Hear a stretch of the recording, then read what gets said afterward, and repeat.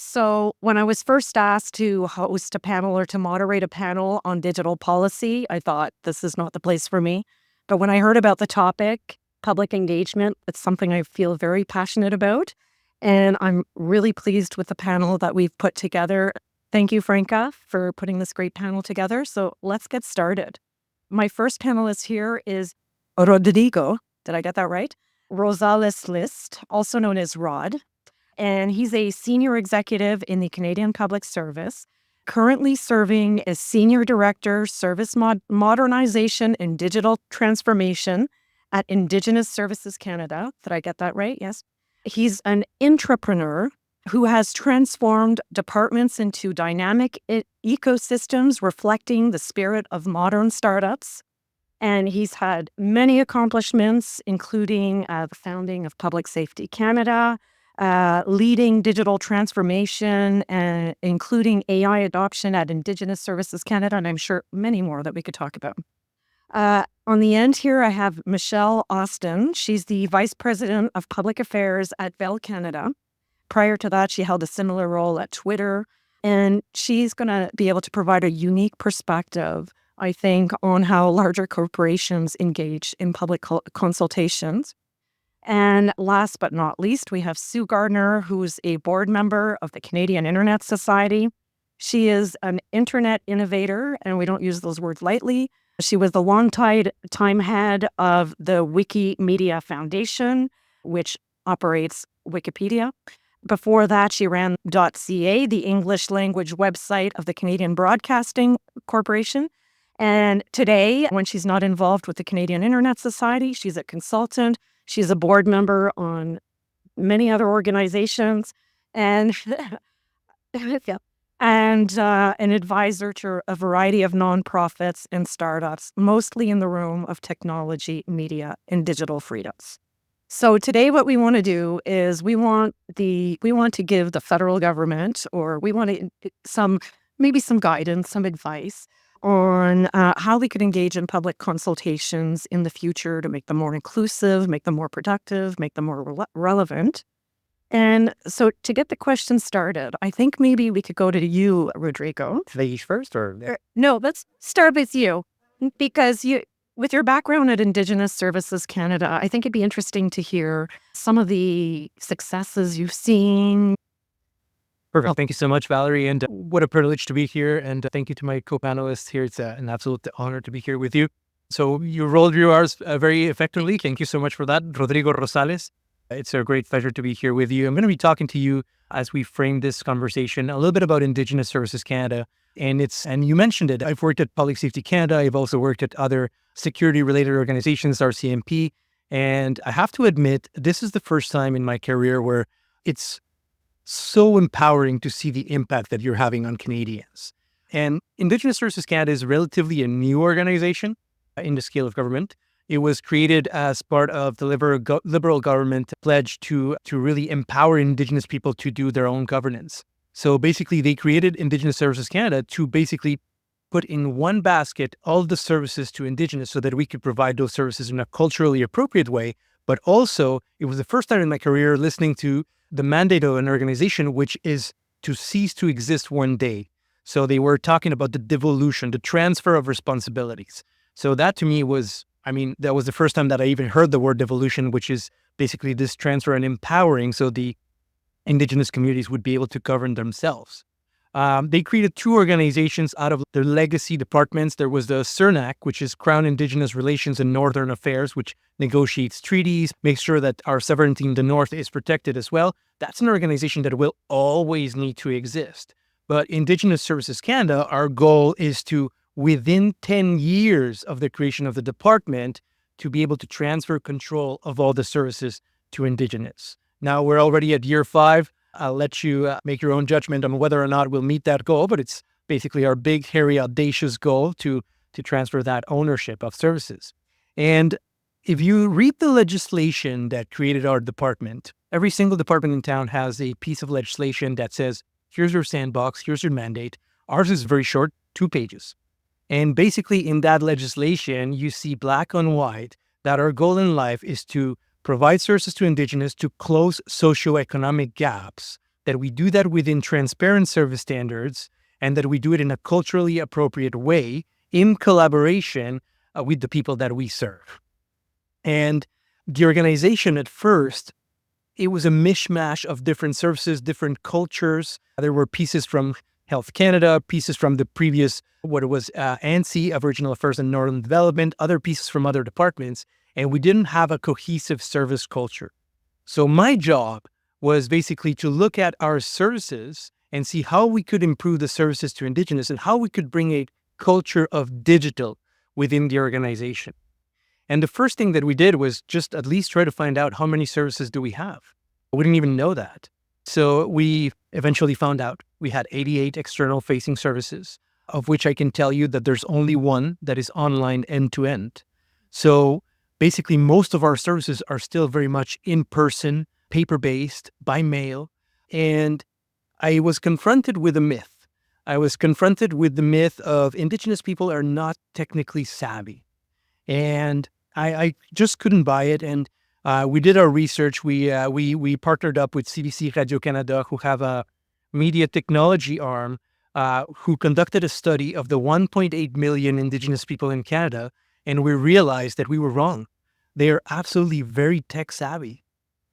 Matter of fact, of the 1.8 million Indigenous in Canada, 30% of them are under the age of 19. So it's a very young group of the population. The median age is 32. I think the median age in Canada is about 42 years old. And then when we looked at their habits in terms of consumption of digital products and all that, we realized that 92% of adults had a smartphone or a tablet. When you look at the general population, it's about 82%. So for us, that was that big aha moment that, hey, we need to change things here.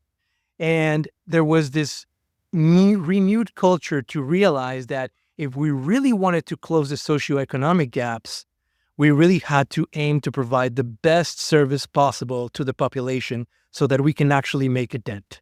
It's not just good enough to be the same as the rest. We had to actually try to make a big change, a leap forward, so that we can narrow that gap actually. So that's in the space that we're in right now, and happy to turn it over to my colleagues, but that's maybe just a framing for the rest of the conversation. Okay, yeah, no, that's great.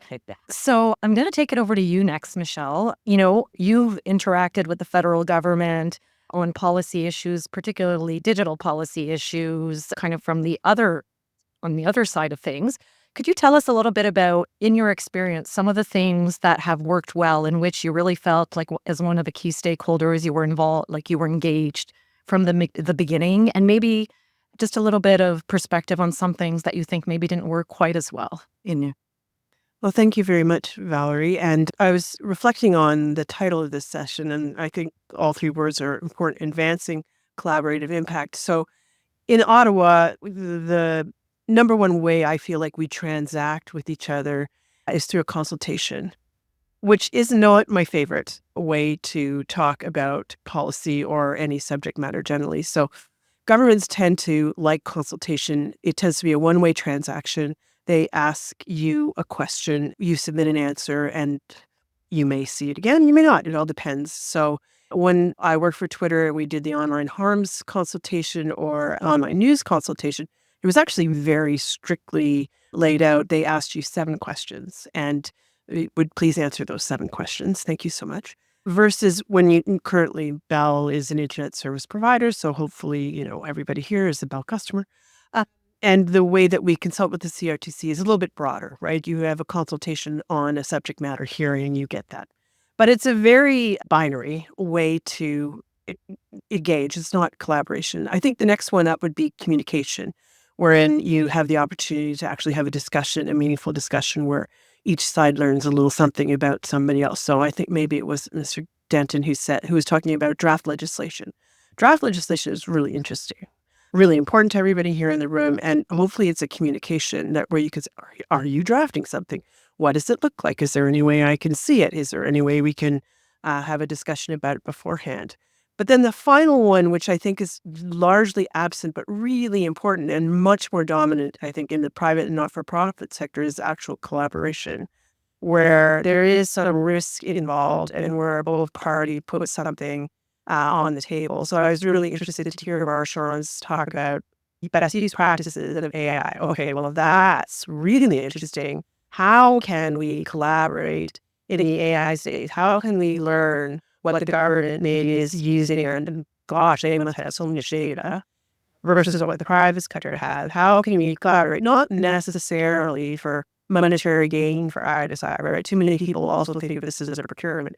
Not necessarily as a procurement, but maybe to get better tax law at the end of it. So I think that collaboration is still something that we're working on, especially in the digital space, where savvy digital users actually collaborate faster, where digital companies are much more comfortable with the risk of collaboration than governments are.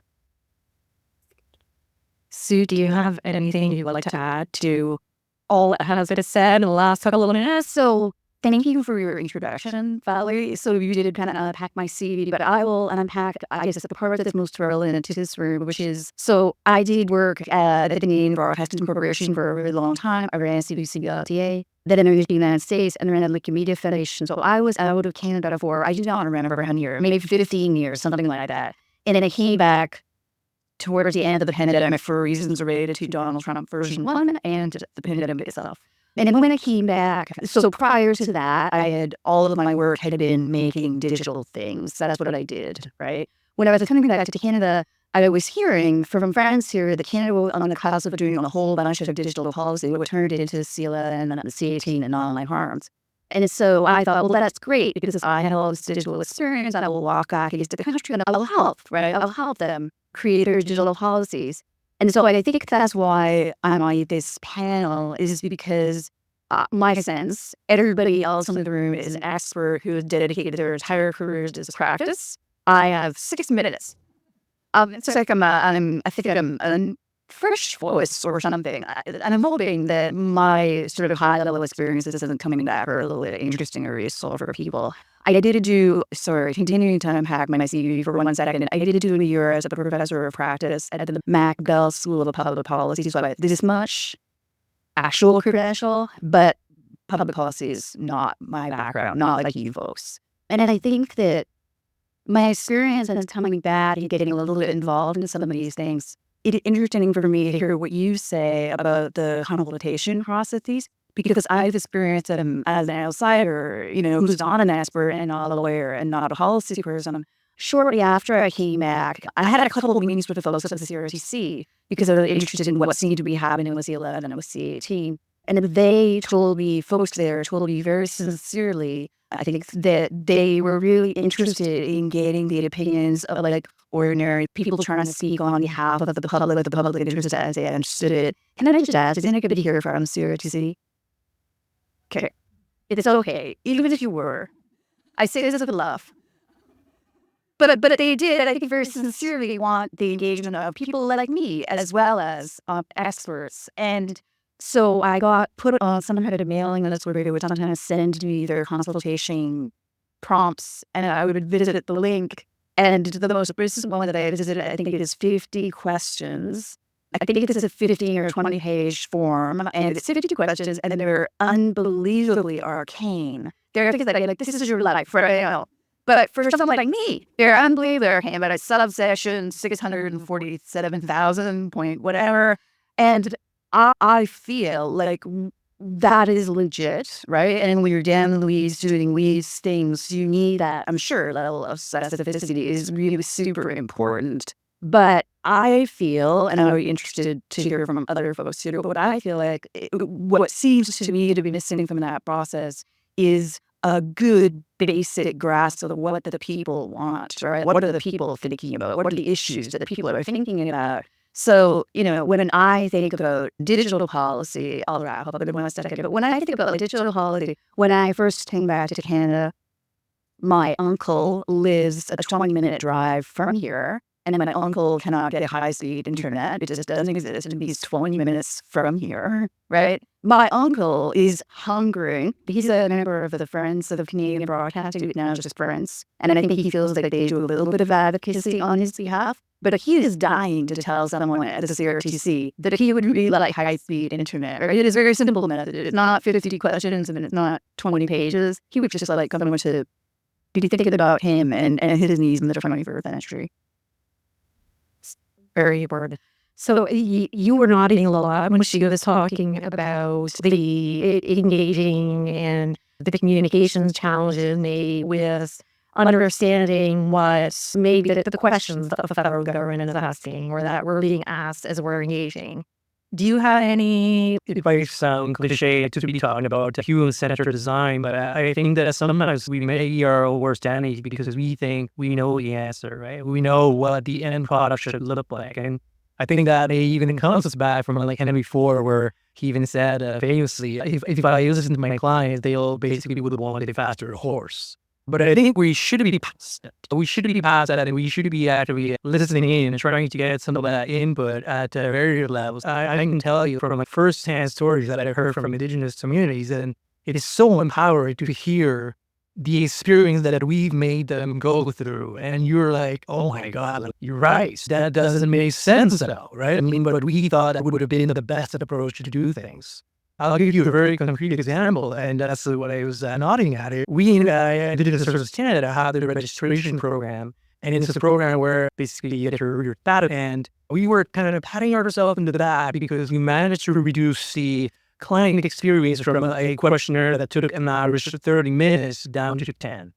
And we were patting ourselves in the back, and then when we were consulting with the communities, this gentleman came to see me and said, well, I mean, if that's your measure, the thing that you have forgotten is that I actually have to put on my coat, grab my car keys, leave the house, travel over 2 hours from my community to get to one of your service kiosks to get the service. And then the last time I went, I actually had to overnight because you were able to provide me a service. So your timer doesn't start at the moment that you're in there with the client. The timer starts the moment the client is actually thinking about getting that service. So that's where we have to change our paradigm and get it closer to that citizen, that client-facing centered design, that human-centered design. And we're still not there, even if it sounds cliche nowadays, isn't what we were before. So thank you for the question. Okay.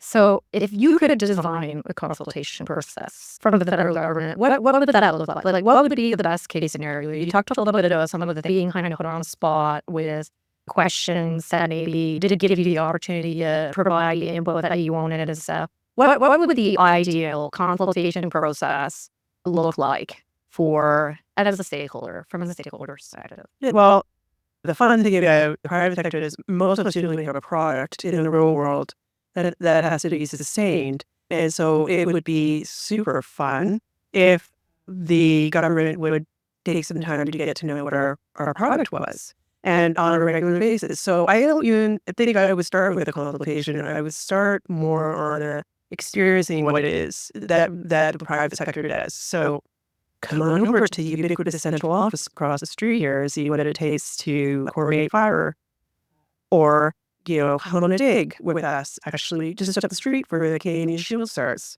and see how fun that is.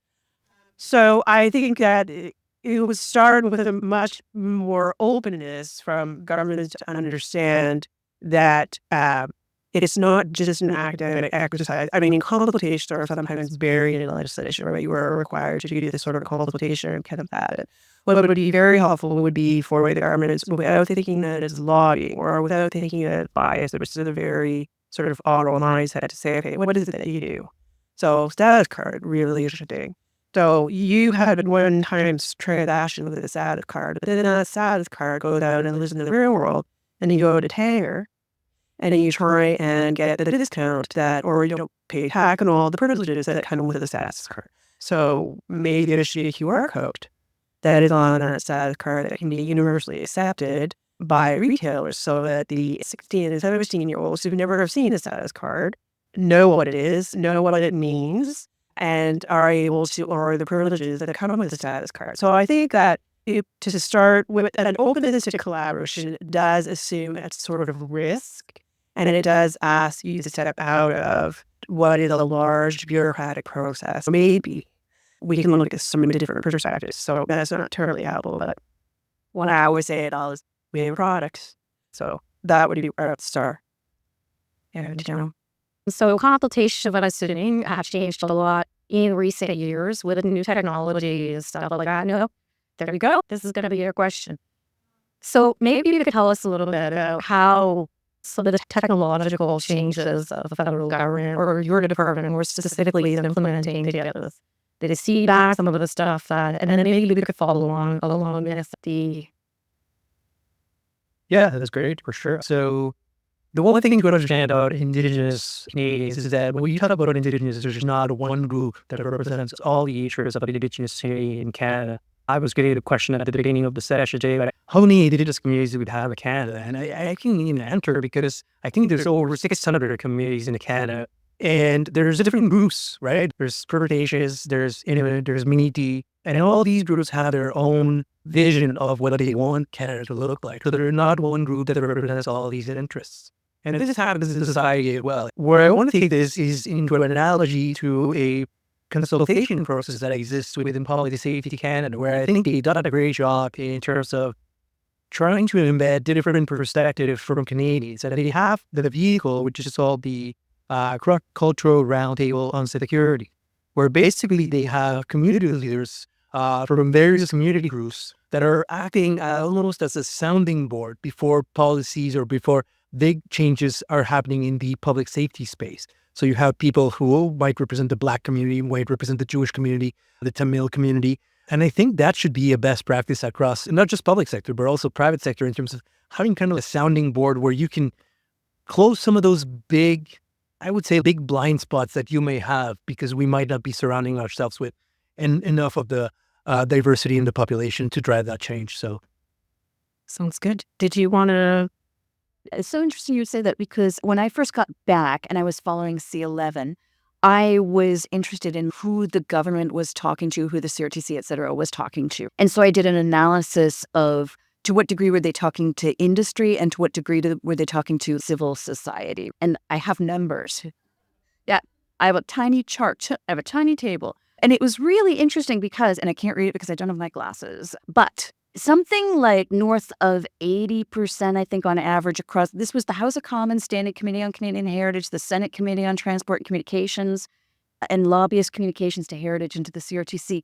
And they were almost all to industry. That's what I found striking. There were actually a couple of striking things, but that was one of them, was something like 4/5, north of 4/5 were industry organizations that the government was talking to. And you can understand why, right? Because they are right there and they are paid to answer your 50 questions. They're paid to do it and they have skills and they're lawyers and et cetera.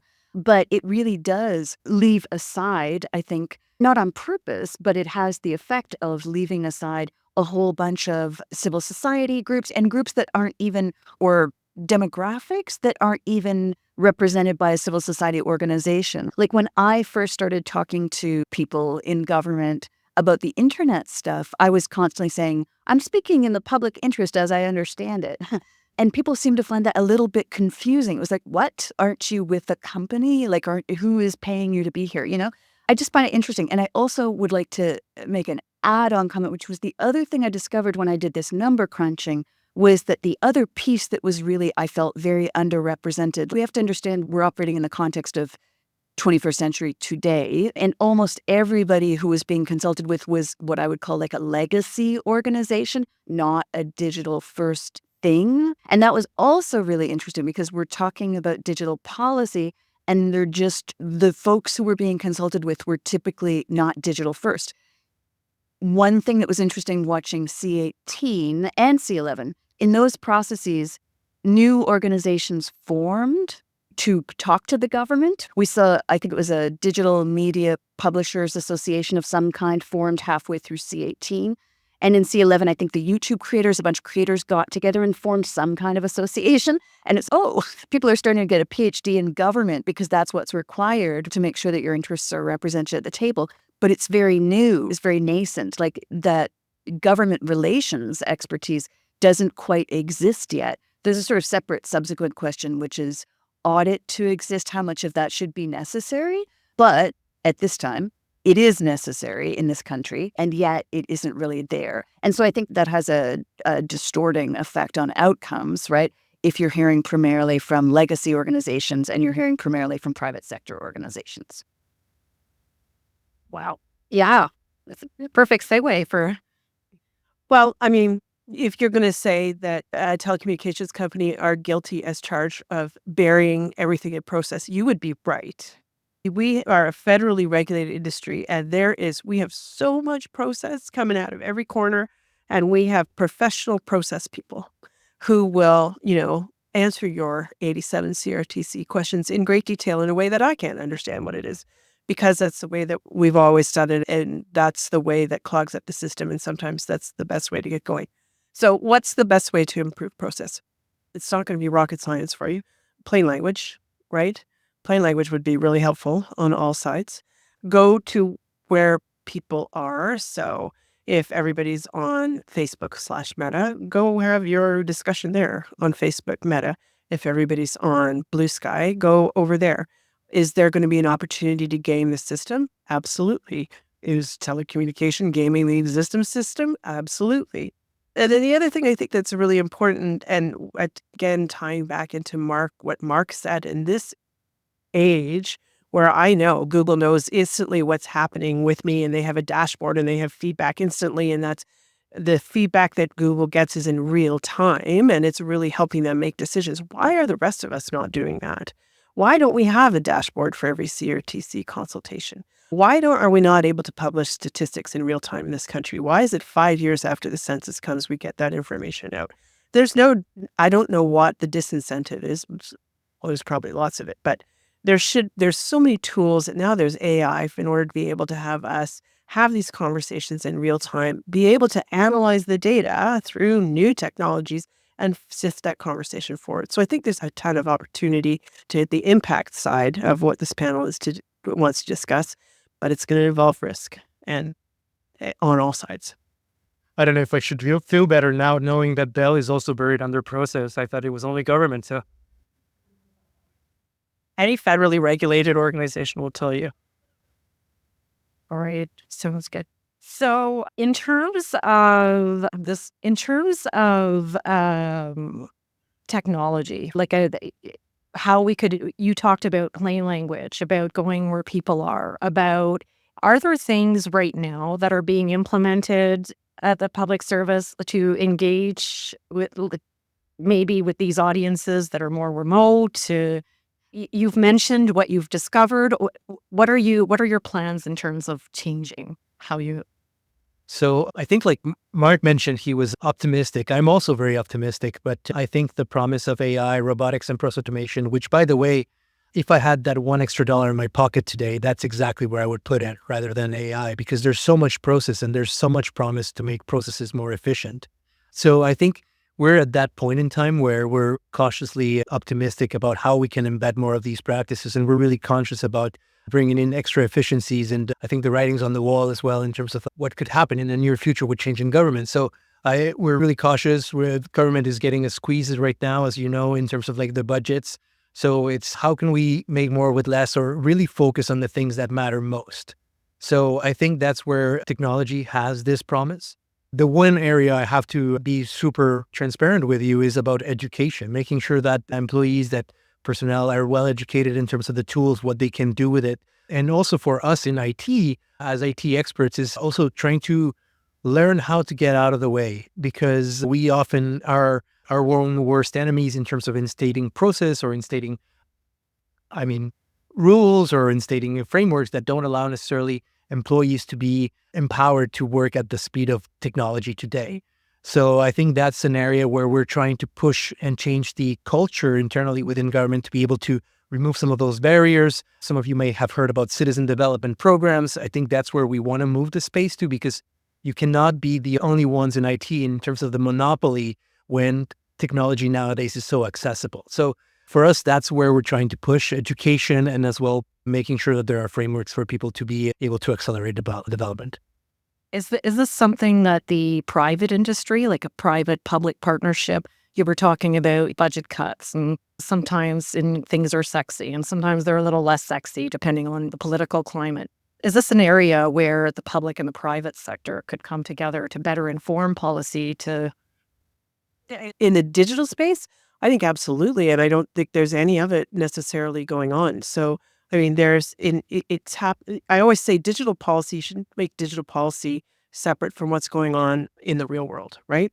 If you're able to do it in the real world, you should be able to do it in the digital world, and vice versa. If you're doing something in the digital world that the government wants to regulate, stop, control. Well, hopefully you're doing the same thing in the real world as well. So Public-Private Partnerships Canada, I think, is like truly the only 3P existing organization for the government, and it's for infrastructure. I think that it would be really interesting to start that from a digital point of view. I think you want to be very clear, though, what the problem is you're trying to solve, and then have the ability to work together. I want to come back to this concept of a checklist. So you mentioned, Michele, very briefly while you were speaking, it was just a line that you said, it's a checklist. There's a process for consulting, and sometimes it feels like somebody's just checking off boxes. Obviously, as part of education, sometimes a checklist could be useful, or you need to do A, B, C to make sure you're reaching the different people. But how could we keep these standard, maybe built into policy process of consulting people and have certain standards, right? We're going to give 30 days. We're going to, I don't know, right? But how could we do that and at the same time remain flexible and responsive to the changing needs without necessarily relying on this checklist and saying, okay, we sent out our 3 questions. They've been sent out. People had 2 weeks to answer them. We got our answers. That was your chance. How could we change it so that we go beyond a checklist into meaningful engagement? What are some things that we could do? I don't know if you want to take that away, or Sue. I could just get us started. I think, believe it or not, there's such a thing as consultation fatigue. And we see it in the Indigenous space, where they basically get bombarded with questions from various groups. So there might be a lack of coordination from different government departments. And then it's the same groups over and over that get all the same questions all the time, right? So I think there is that need to have better federal coordination and better relationship in terms of making sure that we are sharing within ourselves whatever it is that has come as information, and being more open in terms of that feedback that we have received in the government space, in the federal space. So that is something that I am really conscious as well, making sure that we're not overdoing it, and that when we're doing it in a meaningful way, and that the findings are shared. So I think that's part of, I guess, my lessons learned from there. I think that's super real. And I've heard Indigenous people talk about that, right? That there's always someone knocking at their door, asking that questions. Yeah. I tend to come at this from the perspective of again, ordinary people, right? And I think that they don't feel over consulted with, right? They don't feel like people are asking a lot of questions about what they want and need. And to me, I think at its heart, it is a culture question. I think you said this earlier. It's a culture question, which is you have to, if you're in government, you're in the CRTC, whatever, you have to want to know what people think. And I know, when I ran the Wikimedia Foundation, that organization is ridiculously transparent and ridiculously consultative, and everybody had an opinion about everything. And we did it with very old technology. We did it with mailing lists and stuff like that, right? We didn't have anything fancy. And it can be, of course, exhausting to sort of wade through everybody's input and try to figure out who to pay attention to and what really matters, and et cetera. It's hard. But you have to do it, and you have to engage in it with an open mind and wholeheartedly, right? Like, if you don't really want to do it, people can tell. They can feel it, right? And then they just opt out. And if they stop giving you their input, that's even worse than if they give you too much of their input, because that means they've checked out, right? And you were talking earlier about trust, right? Trust in the system, trust in the systems, right? If people don't think you're interested in what they have to say, trust goes down. If you don't ask them what they think, trust goes down. One way to push trust up, behavioral economics taught us this. I think Dan Ariely wrote about how if you ask someone their opinion, they immediately like you more. Of course we do, right? So we should ask, and we should listen, and we should care. And an observation I would make again in my time back here has been that my sense is that folks who should be asking for input and grateful to get it often seem to see it as a burden, right? There are some Canadians on the scene who are just incredibly knowledgeable. And if I were writing legislation or working on regulatory stuff, I would make them my first call. There's some people who are just like really knowledgeable. They know lots of stuff. It would be a joy to pick their brains. And it doesn't seem like that's the orientation. It's funny. It seems like the folks who should be seeking feedback see it often more as a problem and something to be sort of managed. You have to do the minimum or people will get mad at you, as opposed to seeing it as a rich wealth of resource and knowledge and information that can help you do your job in a much better way, right? That must come from like you alluded, a scarcity mindset, right? Like it must come from a sense that you're overburdened. There's too much to do. There's not enough time. There's not enough money. It must come in part from that, no? One of the things I have been trying to pitch to the organization is imagine there was like a TripAdvisor, but for government services. I don't think any of our services would score 5 stars. So I think that's it's a wealth of knowledge that we're missing out in terms of having systematic feedback built into every single service interaction that you have with a citizen. How was our service rated, right? So I think to your point, right? I mean, there must be a better way to get that feedback in. And that reminds me of an experience I had. Again, I don't know why I'm picking on the CRTC. I don't mean to. But the CRTC has a map. It publishes a map, which is access to high-speed broadband internet, right? And when I live in the forest and when I moved back to this part of the world, I checked that map and it told me I had 6 options for high-speed internet. I have 0 options for high-speed internet. I talked to my uncle, my uncle is, yeah, no kidding, welcome to my world. But that is trust diminishing. That is, and I would not give that a good rating on TripAdvisor. I just would not, right? Because someone's not checking. Someone's put it up, but not checking it and validating it, right? So not awesome. No, the product in the real world. I would say 2 things. When I first arrived at Twitter, and I had spent a lot of time in government, for every product that we put out, and product can mean an actual tangible thing or a service, or it can be a submission. At the end, we had to do a retro. And I was like, what is this retro business? I really was terrible at retros and I couldn't figure out why. And I think it's because I came from government where the success is getting the thing out the door. And you not necessarily think, oh, now what has happened to that thing? I'll give you an example. C-18, which is the Online News Act, which the response from Meta was they stopped publishing Canadian news. At Bell, we have radio stations, and Meta scoped us in. That if your country radio station had on its website a blurb about news, you were scoped into Meta's ban. And we never figured that would be a consequence of what that was, but there was no way to go back on to the government and say, wait a minute. We actually, in Quebec, we launched, because we're crazy, new broadcasting services, and they were doing really well in terms of attracting new listeners on Meta. And when we were no longer allowed to publish anything related to Nouveau on Meta, it had a real impact on our bottom line, which brings me to my second point, is that we tend to forget that a lot of these consultations do have an enormous impact on the bottom line of companies. And the bottom line of companies isn't just revenue, it's jobs. And so I'm not saying that consultation shouldn't be done. I think consultation is exceptionally important and exceptionally should be formal, especially when there's a bottom line that's involved, which there is all the time in telecommunications and broadcasting. The CRTC can make a decision that will stop us from making an investment. Why would we do this?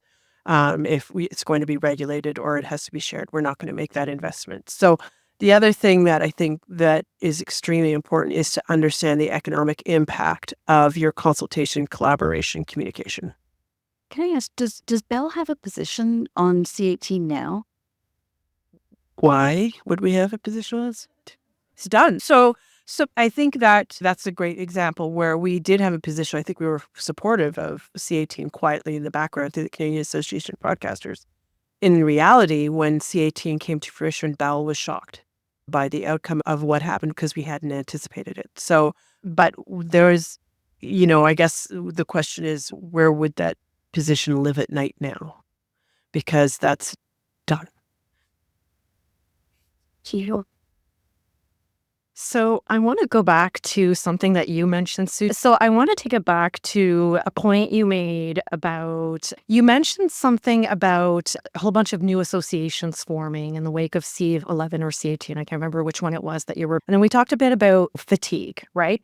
And those key experts, I think we call on you often, Michele, those experts, they're also very taxed. And all of these associations are, what could we do in terms of putting aside the federal government? Not that you're not very important, but what could we do as different associations, organizations to work better collaboratively, to better engage those experts and to maybe...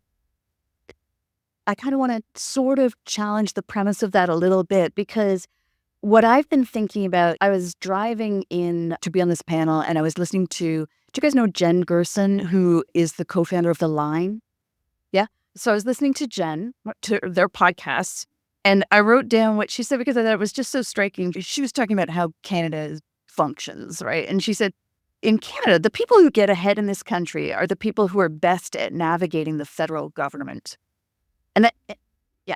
And then she went on to be critical of that, right? And to talk about how that mitigates against innovation and productivity and instead leads to insider dealing and rent seeking, right? And so I was kind of sad when I saw the YouTube creators and the other sort of indie creators forming their association, because I thought that, and my feelings have some ambivalence in them, but I thought generally that it was kind of awesome that there were these creative people doing this stuff in the absence of any sort of interaction with government, right? That they were just making stuff. And they had such interesting stories about how they started their work and then they were responsive to feedback they were getting. I think there was a company where the woman who founded the company started off, I think her original goal was to teach babies English with songs.